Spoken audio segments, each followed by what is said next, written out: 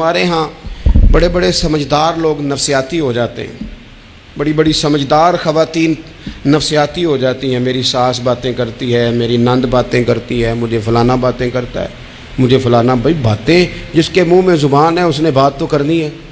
اب آپ نے کیوں یہ دعویٰ کر لیا ہے کہ آپ اتنے اونچے چلے جائیں کہ آپ کو بات ہی کوئی نہ کرے؟ کیا حرج ہے اس میں؟ اگر کوئی آپ کو بات کر دے تو کیا ہیں ہم؟ کسی نے کر لی تو پھر کیا ہوا؟ اس کا اتنا اثر قبول کرنا کہ ساری رات سونا ہی نہ، پریشان ہو جانا۔ اور بعض لوگ ایسے ہیں جنہیں اتنی باتیں نہیں ہوتی جتنی انہیں ٹینشن ہوتی ہے، یعنی وہ دو بندے کونے میں کھڑے ہیں تو میری ہی بات کر رہے ہیں، اور بھائی وہ اتنا اہم نہیں ہے، انہیں کوئی اور کام بھی ہو سکتا ہے، تیری بات ہی انہوں نے کرنی۔ بلا وجہ لوگ سمجھتے ہیں کہ میں بڑا اہم آدمی ہوں، وہاں بھی مجھ پہ تبصرہ ہو رہا ہے، یہاں بھی ہو رہا ہے۔ اس پہلو سے باہر آئیں، اس کمپلیکس سے نکل آئیں۔ ابن حزم کہتے ہیں کہ مصر میں ایک تاجر بڑا کامیاب ہو گیا تھا، بڑا کامیاب تاجر ہو گیا۔ تو زندگی میں جتنے لوگ بھی کامیاب ہوتے ہیں ان سے حسد ہوتا ہے، اس سے بھی اس کے ارد گرد کے لوگوں نے حسد شروع کیا۔ اب تاجروں نے پلاننگ کی کہ اسے خراب کیسے کرنا ہے۔ وہ ایک دن اپنے گھر سے نکلا، سفید کرتا سفید پگڑی باندھ کے باہر۔ اب 5-6 لوگوں نے پہلے سے منصوبہ بندی کی ہوئی تھی۔ ایک صاحب اسے ملے، کہنے لگے ماشاءاللہ آج تو سفید کرتے پر سبز امامہ، سبز پگڑی بڑی ہی اچھی لگ رہی ہے۔ تو وہ ہنس کے کہنے لگا لگتا ہے آپ سو کے اٹھ کے آئے ہیں، پگڑی تو میری سفید ہے۔ اس نے کہا چلو پگڑی تو سبز ہی ہے، باقی آپ نہیں مانتے تو آپ کی مرضی۔ وہ آگے بڑھا تو اب چونکہ پلاننگ تھی تو ایک شخص اور ملا، اس نے کہا کیا بات ہے، سفید کرتے پر آپ کا پیلے رنگ کا امامہ کیا جچتا ہے؟ اس نے کہا یار کو خدا کا خوف کر۔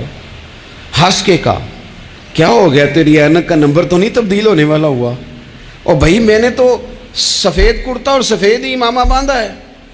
اب 2-3 لوگوں کی دفعہ تو وہ مسکرایا، لیکن وہ ڈھیر سارے لوگوں نے منصوبہ بندی کی تھی۔ وہ جب چوتھے کے پاس گیا تو اس نے بھی کہا کہ کیا بات ہے سفید کرتے پر پیلے رنگ کے امامے کی؟ اس نے کہا پیلا کہاں ہے؟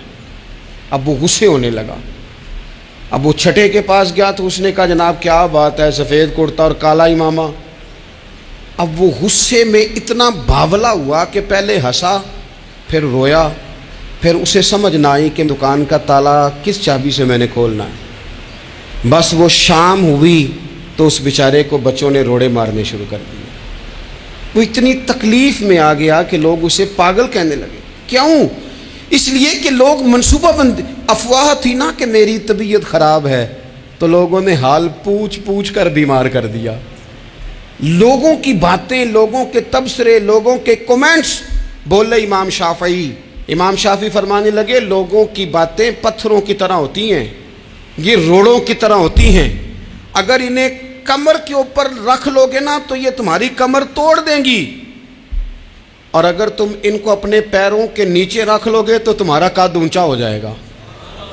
بس دنیا میں وہ لوگ پریشان ہوتے ہیں جو لوگوں کی باتوں کو کندھوں پر سوار کر لیتے، جو پیروں کے نیچے رکھے، جو پاؤں کے نیچے رکھے ان کا قد۔ وہ پرانے زمانے میں نا عارف رومی رحمۃ اللہ علیہ فرماتے ہیں کہ ایک بیل گائے گر گئی تھی کنویں کے اندر، تو اب وہ لوگ اس کو نکال تو نہیں سکتے تھے، تو انہوں نے اس طرح کیا کہ مٹی ڈالنی شروع کر دی کہ اب بدبو آئے گی، پریشانی ہوگی، تو اس کو بند کر دیتے ہیں اندر ہی کنویں کو، کنواں نئی جگہ پہ کھود لیتے ہیں۔ انہوں نے جب اس کے اندر مٹی ڈالی نا تو وہ گائیں جو تھی وہ مٹی جھاڑ کے تو مٹی کے اوپر آ گئی، انہوں نے پھر مٹی ڈالی تو وہ تھوڑی اور اوپر آ گئی، اور مٹی ڈالی تو اور وہ مٹی ڈالتے گئے اور گائیں وہاں سے کنویں سے باہر آ گئی۔